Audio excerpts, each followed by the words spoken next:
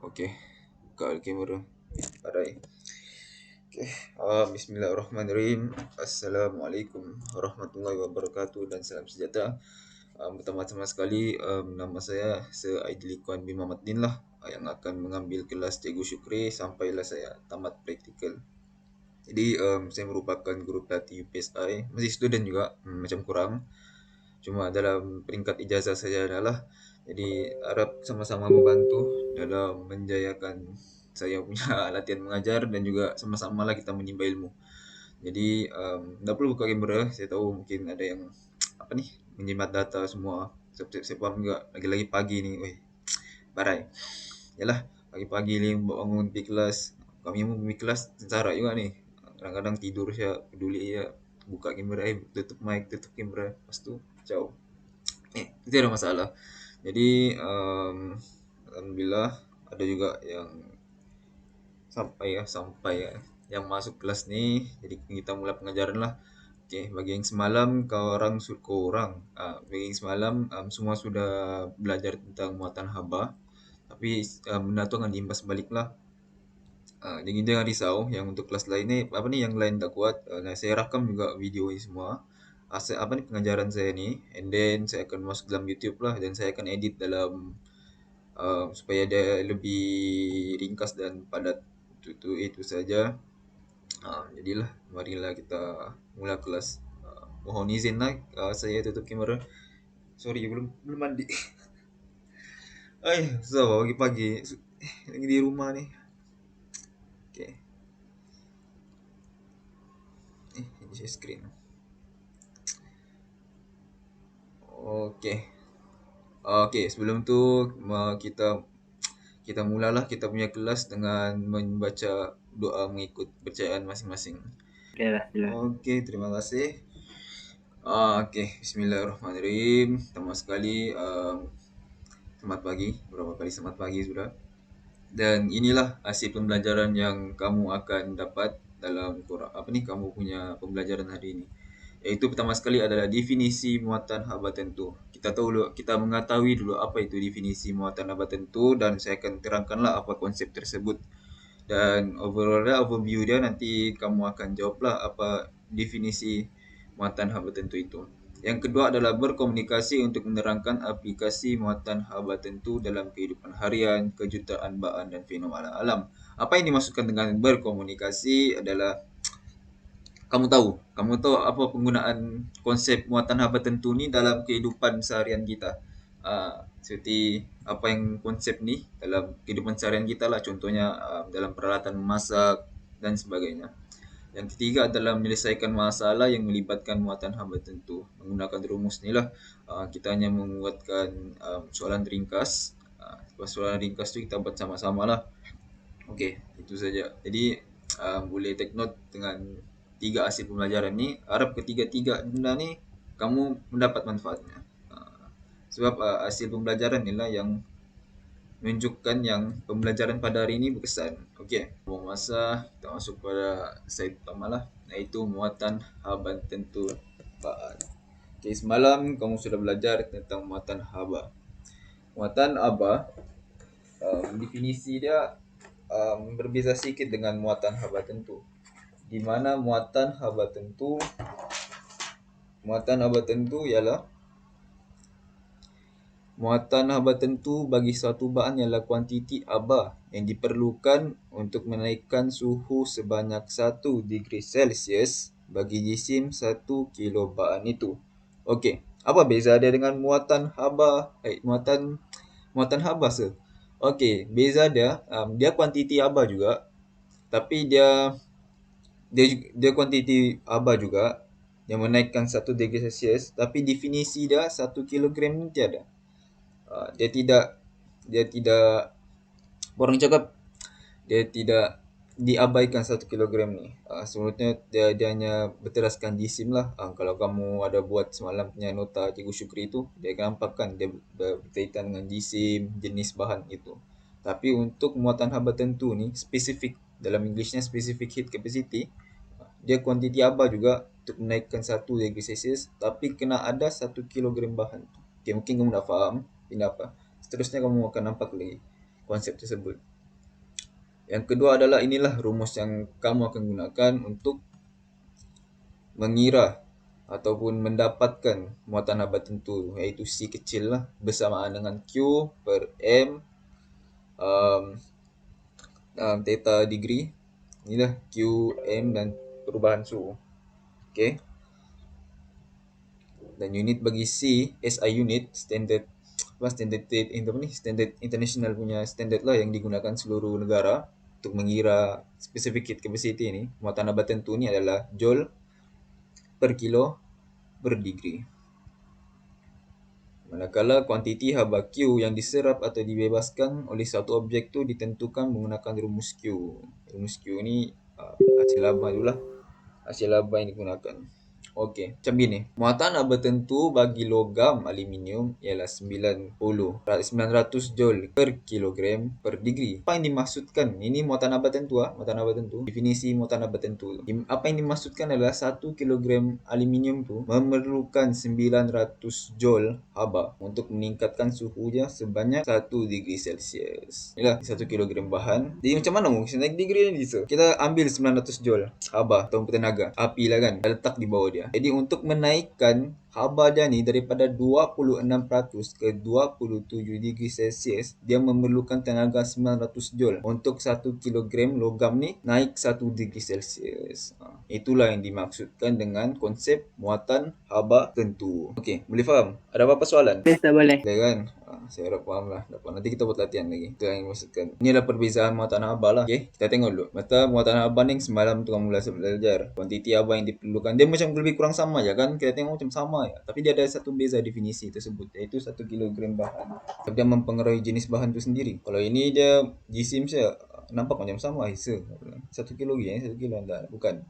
Yang ini air dia banyak, dia lebih sikit. Kita boleh cakap lah yang muatan haba tentu jisim yang besar ni lagi tinggi berbanding dengan sebelah ni. Kalau sebelah ni lagi cepat panas, lagi cepat sejuk. Lagi cepat panas lah senang cerita. Kita kasi panas jadi ceret, ini lagi cepat panas kerana jisim dia rendah. Nah, kalau bagi definisi muatan haba tentu ni yang di sebelah ni kan 1 kilogram besi dan 1 kilogram aluminium. Dia dua bahan yang berbeza tapi itulah satu dua ada beza tapi dia punya definisi itu ada iaitu 1 kilogram bahan. Jadi untuk panaskan aluminium ni dia memerlukan 900 joule untuk aluminium, manakala besi hanya memerlukan 450 joule untuk dia naikkan benda. Okey, saya mau tanya kamu, antara minyak masak dengan air, dua-dua cecair lah, muatan haba tentu mana yang lebih tinggi? Jawab Syed, salah pun tak kisah. Antara dua Syed, pilih ya. Izul? Minyak dia juga. Minyak. Nampaklah. Betul lah. Lebih tinggi, bukan lebih rendah. Kenapa minyak? Ada miskonsepsi di situ. Betul lah. Saya pun masa belajar gitu, saya pun kurang faham. Kenapa minyak? Kenapa orang cakap minyak lagi tinggi ya? Okay, berbalik kepada definisi tadi. Muatan haba tentu suatu bahan ialah, kenapa Izul cakap minyak lagi tinggi? Kan? Okay, untuk sebenarnya air sebanyak 4,100 muatan haba tentu dia. Manakala minyak dalam 2,000. Okey. Kita pergi memasak lah di rumah. Lepas tu kamu letak di periuk, then kamu letak minyak sama air, kamu panas. Mana lagi cepat panas? Minyak kan?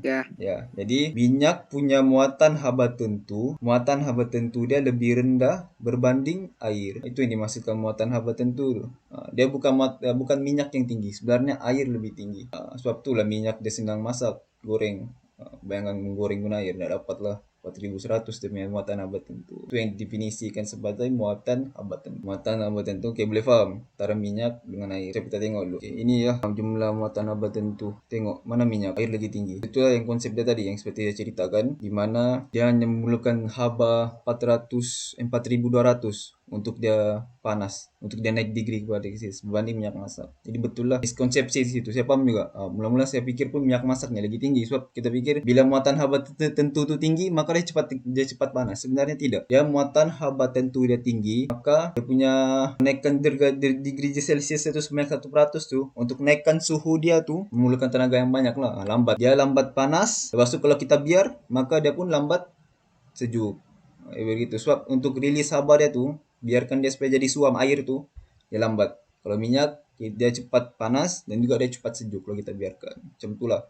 Okey. Rasanya sudah paham. Berbalik pada definisi tadi. Itulah muatan haba tentu. Kalau jisim minyak dengan air tu berbeza, Oke. Jadi dia punya muatan haba tuh berbeza juga. Iya, dan buatan nama berbeza. Bagus surat kamu nih. Siapa tuh? Jap, nggak nampak kamu punya nama. Khairuddin kah? Kan? Ya betul, dia berbeza. Berbalik pada rumus tadi itulah. Tengoklah, tiba-tiba soalan tadi dia cakap sini air kilogram air. Tiba-tiba air banyak. Air pula minyak masak mungkin 20 kilo. Belum minyak masak. Maka kalau kita tengok di sini, dia per kan. Bila jisim dia tinggi, maka spesifik heat dia rendah. Oh, okey okey okey. Minta maaf, miskonsepsi lagi. Saya lama nak revive selama mengaji ni. Betul lah. Dia sebenarnya bila jisim dia makin tinggi, maka dia punya specific heat capacity tu makin rendah lah. Dia bukannya okey untuk muatan haba tentu ni, dia bukan setakat jisim, dia juga mempengaruhi jenis bahan. Dia kuantiti haba. Kuantiti haba yang dibekalkan. Muatan haba tentu ni dia suatu bahan, dia lain jenis lain bahan macam begitulah. Macam ini sudah dikeluarkan kan, tengoklah aluminium ada dia punya muatan haba tentu, besi pun ada muatan haba tentu dia, kuprum pun ada muatan haba tentu dia. Jadi kalau kita berbalik kepada rumus tadi, kalau dia jisim dia tiba-tiba kita bezakan dia daripada jisim, tapi ikut definisi muatan haba tentu dia boleh bezakan jisim, tapi kita tengok keadaan lah kan. Mungkin keadaan dia tiba-tiba aluminium ni dia punya muatan haba tentu memang 100 joule, tapi dia menggunakan berapa jisim, 9 jisim. Jadi muatan haba tentu aluminium ni dia akan, kalau ini dia berkadar songsang kan. Apabila jisim makin tinggi maka muatan haba tentu aluminium ni akan mengurang. Okey, dia faham itu? Dia bukan makin tinggi, dia bukan makin apa. Boleh? Siapa tadi tanya tu? Boleh. Dah nampak kamu punya apa? Suara. Dah nampak kamu punya apa ni? Ini pernah tanya juga. Okey, okey.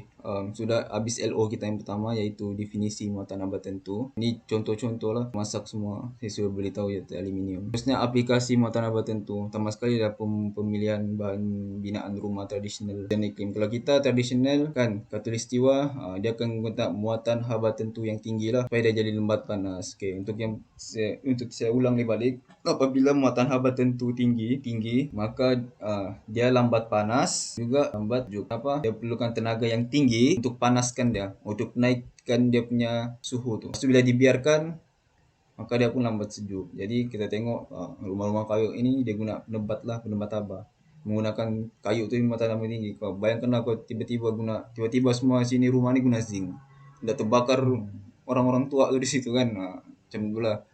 Buat muatan haba tentu dia rendah, dia cepat panas dan juga dia cepat sejuk lah juga. Macam tu. Termasuk jugalah untuk iklim sejuk. Kalau iklim sejuk ni haba dia mengguna api yang di dalam tu. Takkan kita meletak yang guna api yang kita bakar-bakar tu, kita guna zinc kan, guna besi. Kalau besi habis rumah tu.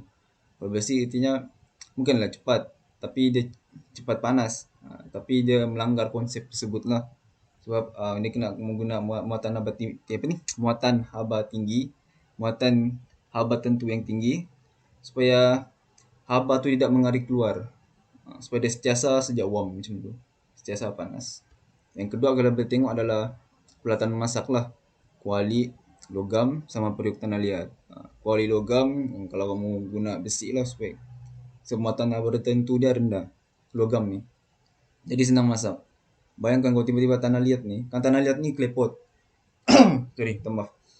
Periuk ni, tanah liat ni, klepot ni kita guna untuk kita mengidangkan kan. Untuk supaya dia punya makanan tu sentiasa panas untuk kita hidangkan. Jadi dia menggunakan muatan haba yang tinggi lah. Di dalam panasan tu orang letak dekat klepot tu. Lepas tu kita hidang. So kan disebabkan muatan haba tentu dia tinggi, klepot ni, periuk tanah liat ni, maka dia lambat apa lah? Bila dia lambat apa ni? Dia lambat sejuk. Walaupun dia lambat panas. Tapi dia lambat panas, jangan kita mentang. Tak lah, dia sudah bertukar kan, tukar tempat. Dia sudah memang panas. Dia letak atas klepot tu lah pula yang menahan apa ni? Menahan dia punya haba tu untuk lambat sejuk. Macam tu. Kalau kuali logam ni muatan haba tentu dia rendah supaya cepat masak. Kalau muatan haba tentu dia tinggi, lambatlah masak. Nunggulah kamu 2-3 jam di situ kan. Okey, ni untuk aplikasi. Yang ketiga adalah sistem ready kereta. Yang ini susah sikit lah. Senang cerita ya. Kan ada pembakaran dekat kita punya kereta ni, karburator ke apa semua bahan api tu. Jadi dia menghasilkan kuantiti haba yang besar. Bila kuantiti haba dia besar, maka untuk sejukkan dia ni macam mana? Mestilah ada air kan. Air ni dia muatan haba tentu yang tinggi. Dia sebagai ejen penyejuk. Jadi bila muatan haba tentu dia tinggi, dia terus menyerap, kita letaklah macam kita buang air nih kepada tempat yang panas. Jadi muatan haba tentu yang tinggi nih dia menyerap haba yang tinggi. Jadi bila panas, sebab itulah kita letak air kan dekat kereta kita. Kalau letak minyak masak, meletup kereta tu. Jadi ini sebagai agen penyejuk. Sebab kenapa? Muatan haba tentu dia tinggi. Muatan haba tentu dia berapa? 4100. Jadi haba yang dihasilkan daripada enjin tu mungkin dalam 2000. Jadi kita letak air, maka air ni sebagai agen menyejuk dia. Dia ambil, dia serap tenaga haba yang panas tu. Okey. Yang keempat adalah bayu laut. Ini pun susah sikit nih, bisa faham. Kenapa? Pertama sekali muatan haba tentu dia lebih rendah di laut. Kenapa lebih rendah di laut kan? Bukan di darat kan? Itulah lebih rendah di laut. Jadi suhu daratan tu meningkat. Sebab dia panaskan dekat dengan darat. Sedangkan muatan haba tentu lebih tinggi daripada air kan? Muat dia. Daratan mempunyai muatan haba tentu yang lebih rendah daripada laut. Suhu daratan meningkat lebih cepat. Ini bayu laut lah. Bila suhu meningkat dekat lebih siang, maka udara ni naik lebih cepat, udara panas ni. Kan suhu daratan dia meningkat lebih cepat. Bila suhu daratan meningkat, maka udara panas ni putar, lepas tu dia pergi udara sejuk, baru dia jadi bayu laut. Bayu laut ni angin lah, angin. Bayu ni lah, apa ni, angin. Jadi konsep dia tu lah bayu laut ni. Dia pun susah mau faham dia konsep dia. Tapi tak apa, kamu adam dulu, baca dulu jap. Daratan mempunyai muatan haba tentu yang lebih rendah daripada laut. Itulah, lebih rendah. Apabila lebih rendah, maka dia cepat panas, juga cepat sejuk. Jadi darat ni cepat panas pada waktu siang. Betul lah sebab matahari. Jadi haba tu naik ke atas. Lepas tu dia berpindah kepada udara yang lebih sejuk. Udara lebih sejuk baru bayu laut. Baru dia akan menghasilkan bayu laut. Macam itulah. Gitu siap konsep dia. Tak payah pening-pening. Nanti baca ya. Okay, last sekali. Yang last sekali adalah bayu darat. Okay, bila bayu darat sejuk, di mana laut pula muatan haba tinggi laut pula tiba-tiba tinggi. Kenapa tiba-tiba tinggi ni? Kan? Pelik pula. Tadi cakap macam ni. Bukan macam tu, macam ni. Okay. Laut mempunyai muatan haba tentu yang lebih tinggi daripada darat. Sebab kenapa? Pada siang tadi, dia sudah serap haba tu. Dia sudah serap haba dekat laut. Jadi sekarang tinggal dia rilis haba tu. Tinggal dia lepaskan haba tu. Sebab kan dia muatan haba tentu yang tinggi. Jadi dia rilis semua suhu dekat laut ni, dia akan naik ke atas secara perlahan-lahan lah pada waktu siang. Sebab masa ni sejuk sudah kan. Jadi dia rilis pula haba tu. Bila dia rilis haba tu, lepas tu dia akan berpindah kepada udara yang lebih sejuk. Yang udara lebih sejuk ni secara teknikalnya susah mau faham konsepnya lah. Tapi yang kena faham, kalau mau tackle soalan, cakap saya muatan haba tentu yang lebih tinggi di daratan. Bila dia tinggi, maka yang dari udara panas ni dia akan bertukar lah sejuk ke darat macam tu. Okay, habis LO yang kedua. Seterusnya menyelesaikan masalah lah. Ini kita buat di whiteboard. Sekejap. Sebuah blok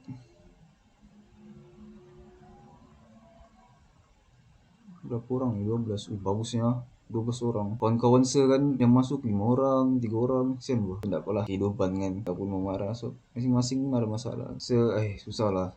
Dah jumpa bersemuka ni. Kamu okey kan juga belajar di rumah? Dah okey kan? Stres je? Stres berhabis. Itulah. Belaknya. Saya pernah menangis masa kelas online. Tak tahu saya blur je. Soalan apa tu? Entahlah apa benda. Sebanyak kawan-kawan saya tanya, "Sir ni macam mana?" Saya kononnya hebat lah konon. Tapi sebenarnya dah pun. Sebab saya memang demotivated masa tu. dia demotivated ni macam mana? Susah lah sebab tu lagi suka secara bersemuka ni. Tapi itulah kita usahakan juga untuk Biasa tu sedunia. itulah salah betul. Kalau semua senang tak apa, ada wifi ke kan, warga kaya, mak bapak tiada masalah di rumah. Benda tu tidak menjadi masalah. Jadi masalah ni sebab kita nak bersemuka. Lagipun kalau ikut teorinya bersemuka lagi bagus lah pada online ni. Mungkin boleh kita mempelbagaikan kaedah pengajaran dan pelajaran. Jadi kita guna rumus ni balik. Dia bilang muatan haba tentu. Alah, muatan haba tentu.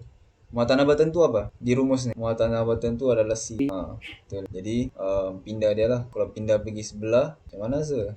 Kalau pindah pergi sebelah, Q dibagikan dengan M dan juga theta. Kan kalau mau kasih pindah segala ni bahagi. Jadi muatan haba tentu yang kita cari. Muatan haba tentu logam tu. Okey. Sudah. Tapi dia terbagi Q pula. Macam mana ni? Okey, untuk makluman semua. Volt ataupun power bahasa dengan P T. Ini tu ingat. Ini kau belajar bila? Bab 2 ke bab 3? Power kan? Power adalah 50 volt. Manakala dia ada 90 saat untuk naikkan suhu dia. Ni salah ni, minta maaf.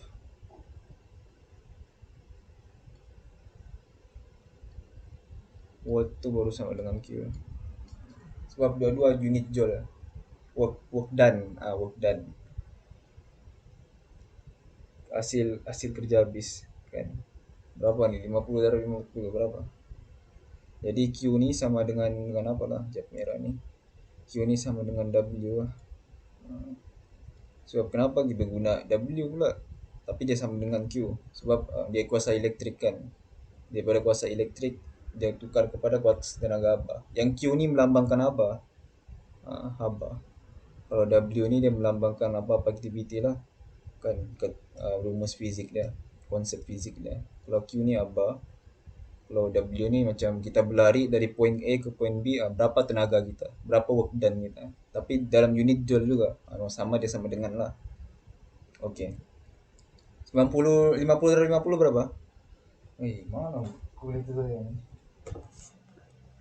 1.500. 1.500. Terima kasih boleh menjawab. 1.500. 1.500.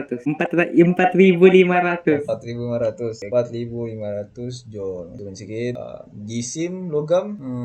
Jisim logam adalah 0.5. Jisim dia 0.5. Ikut rumus ni tadi M kan, maka jisim dia 0.5 kilogram. Lepas tu dia berubah untuk degree Celsius berapa? 25. Perubahan degree dia. Perubahan sama dengan berapa tu? 12.5. 12.5. Yang salah ni. 4.500 bagi 0.5 darab dengan 25. Saya dapat 360. 4.500. 12.5 tu jawapan di bawah tu yang okey. 0.5 tu. Okey. Mantap tu. Okey, kita buatlah. Sorry. Sorry. Tumpuk lama. Okey. Tulisan dia cantik.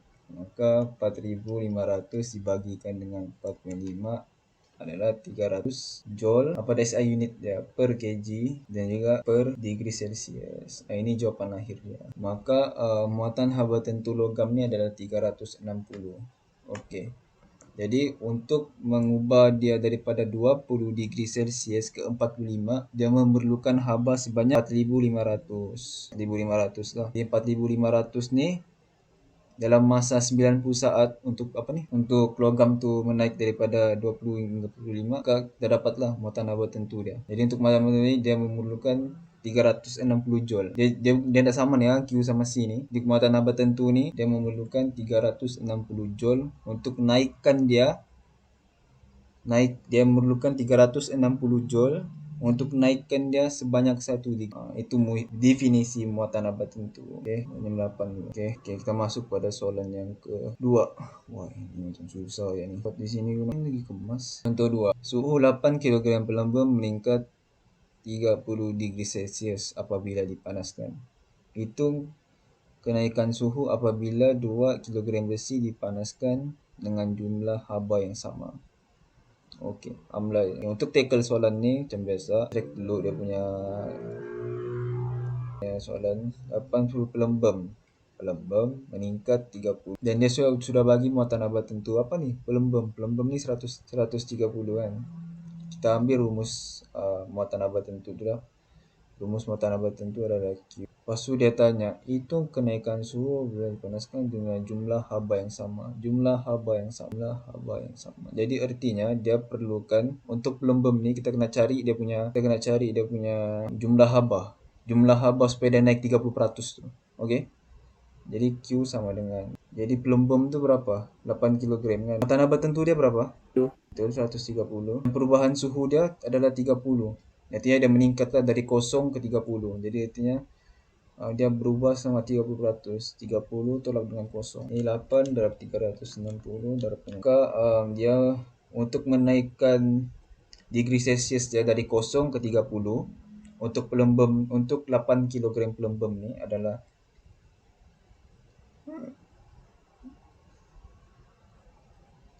3200 joule. Ini muatan haba dia. Lepas tu dia tanya, hitung kenaikan suhu apabila 2 kilogram besi. Jadi benda ni ditukar kepada besi. Okey. Ini apabila ditukar kepada besi, kenaikan besar dipanaskan dengan jumlah yang sama. Okey. Jadi dia mau kenaikan suhu. Kenaikan suhu ni apa? Dalam rumus. Susah kalau guna white note ni.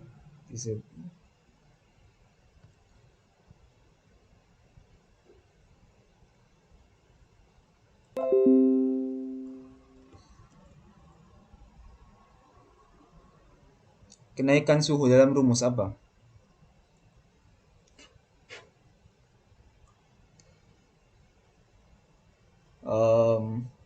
Nizam, dia minta tengok soalan ni, dia minta hitung kenaikan suhu. Dalam rumus ni, kenaikan suhu mana?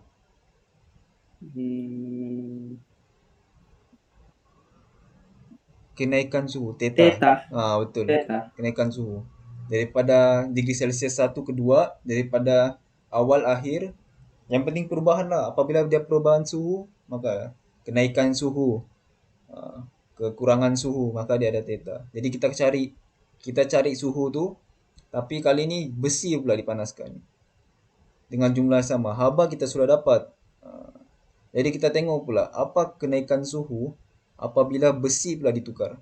Okay. Jadi kita sudah dapat dia punya jumlah haba yang diperlukan untuk menaikkan dia daripada 0 kepada 30 degree Celsius untuk 8 kilogram pelembam.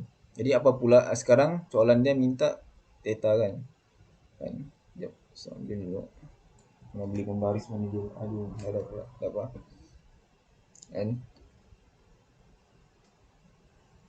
Jadi berbalik pada rumus tadi, kita ambil Q M C theta. Jadi dia minta hitung kenaikan suhu. Kenaikan suhu adalah inilah kenaikan suhu, perubahan suhu. Jadi kita derive dia Q over M C. Jadi Q berapa?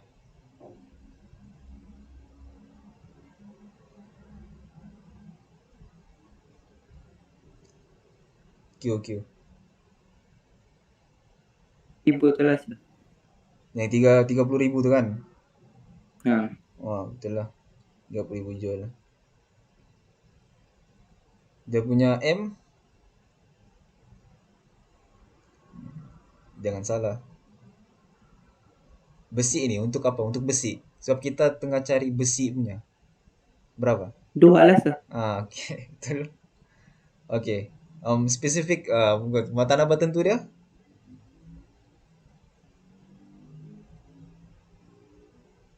10. 10. Muatan haba tentu ni. Muatan haba tentu besi. 150. 150. Sudah masuk derive semua. Kira. Jap. Jumpa rasa punya apa? Bagi 2, bagi 2 darab dengan 450. Tidak apalah. 2 darab 450 berapa? 900. Jadi ini 900 darab apa? 900. Jadi 31.200 bagi dengan 900.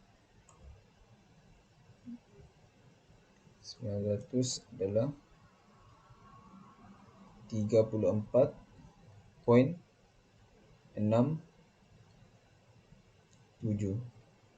degree Celsius. Okey, apa yang dimaksudkan kenaikan suhu ni? Jadi ertinya 31.200 joule ni diperlukan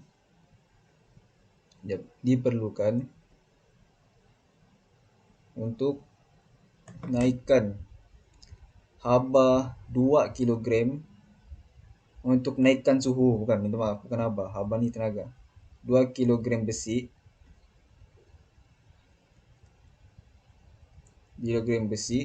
dari kosong ke 34% degree Celsius. Itu yang dimaksudkan hitung kenaikan apa tu? Kenaikan suhu ni. Jadi untuk tackle soalan macam ni, kita baca soalan secara teliti dulu. Kita tengok dulu dia punya soalan, masuk dalam rumus. Walaupun nampak macam senang, kadang-kadang kita ada buat kelas mistik kan. Situ saya faham juga lah. Kadang-kadang lain kemampuan kita. Tapi guna rumus ni untuk muatan apa tentu boleh. Cuma dia berpindah-pindah lah. Kalau dia minta muatan haba tentu, maka cari C. Kalau dia minta jisim, maka cari M. Apabila dia minta jumlah haba yang diserapkan atau jumlah haba yang dibebaskan, maka kita cari Q. Apabila dia minta kenaikan suhu, perubahan suhu, maka kita cari theta. Ni theta degree ni. Boleh?